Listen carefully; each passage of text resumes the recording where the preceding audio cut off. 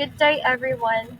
We are the Group 4, and today we'll be discussing about the self in Western and Eastern thoughts.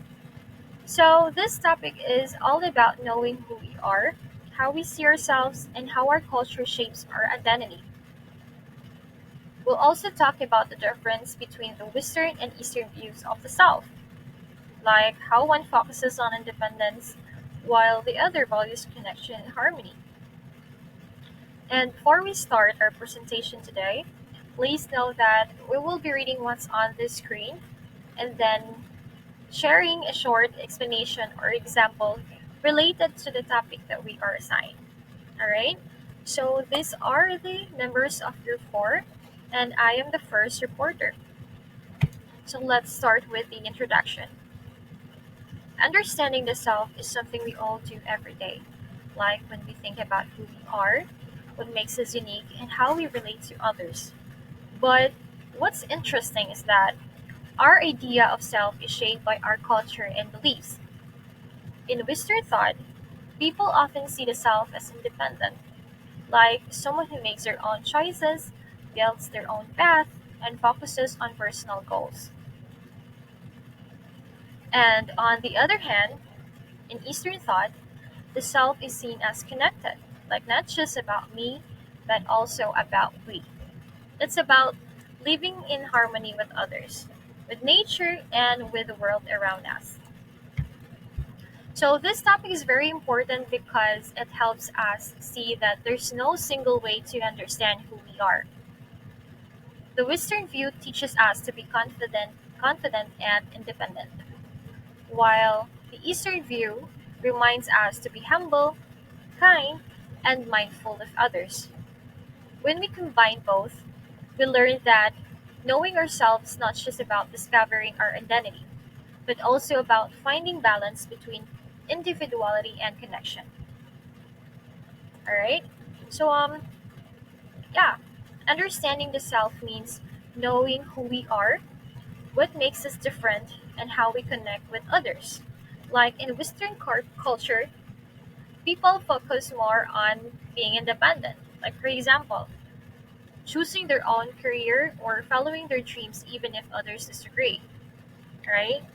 And on the other hand, in Eastern culture, people value harmony and relationships, like choosing a job that helps their family or community.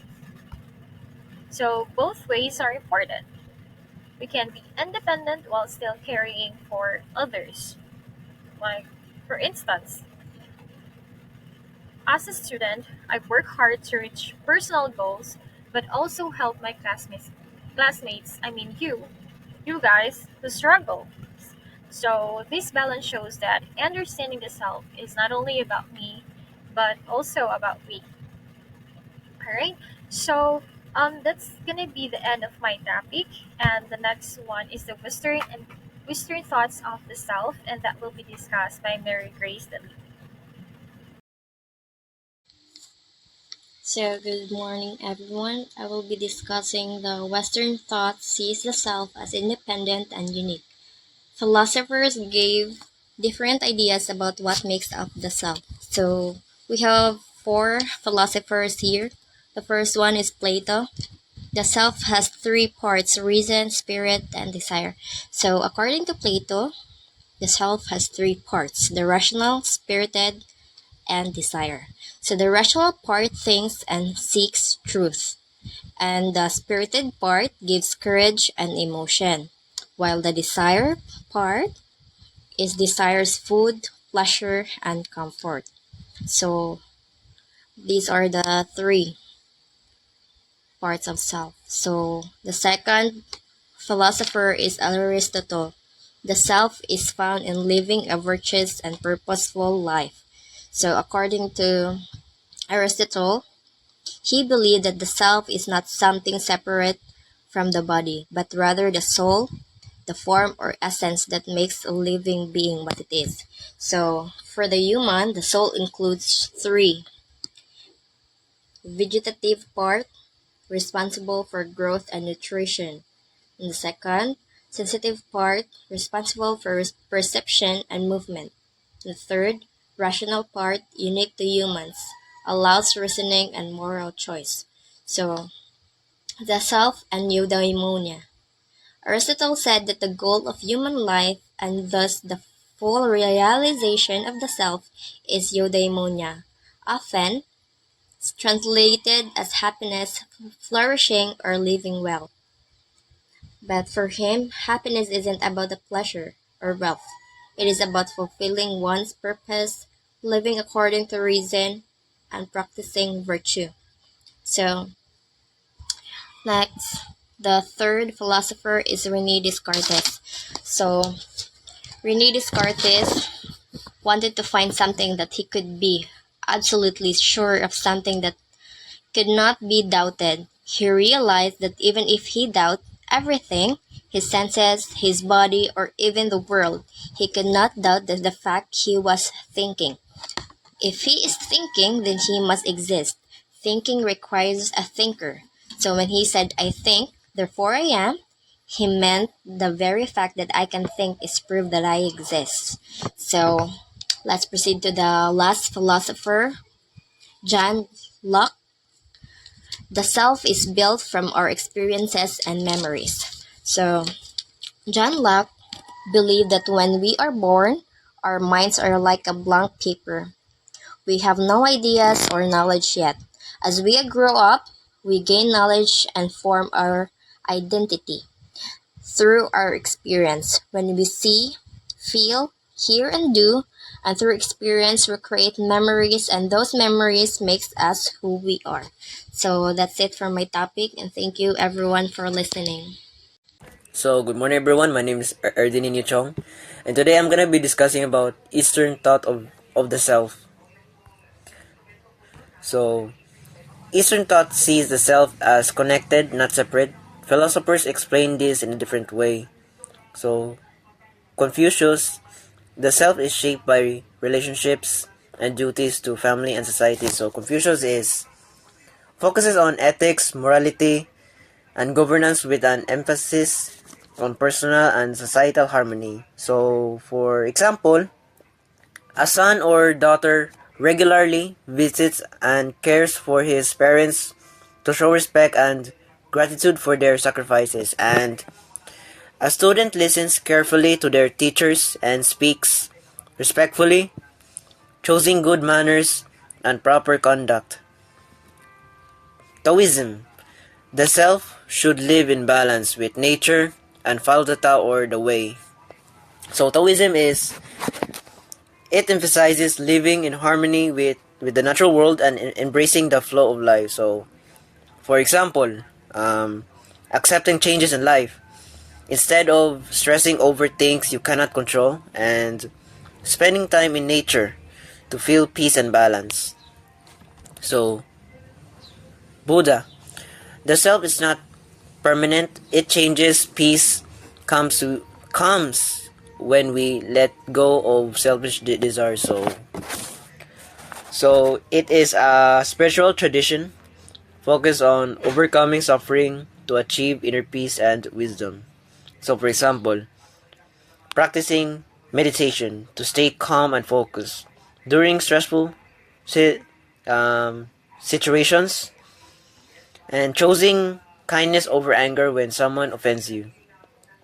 So, Hindu philosophy, the true self, is a spiritual and connected to the ultimate reality of Brahman. So it encompasses a wide range of concept of karma, dharma, and the pursuit of self-realization. So, for example, helping others without expecting anything in return. So, and doing your responsibilities at home and school diligently. So, in a short, in a short of Eastern thought focuses on harmony, balance, and compassion. So, showing us that the self is not just about me, but also about we. So, that's all for my topic, and I'm gonna give the next floor to Mr. Teves. Good morning, everyone. I am the last group of reporting. I'm discussing comparison of the self in Western and Eastern thought. Western thought views the self as independent, unique, and focused on personal freedom, while Eastern thought sees the self as connected to family, community, and nature. In Western thought, the self is independent, unique, and focused in freedom. People are encouraged to express themselves, make their own decisions, and prioritize individual goals. And meanwhile, in Eastern thought, the self is viewed as connected to others, family, community, and nature. This means that a person's identity is not just about me, but also about we. Next is comparison of the self. View of the self. Independent, unique, and separate. Eastern, connected to other, family, and nature. Western people see themselves as independent and separate, while Eastern people see themselves as part of the larger group connected with family and nature. Focus, individual freedom and self-expression, community harmony and relationship.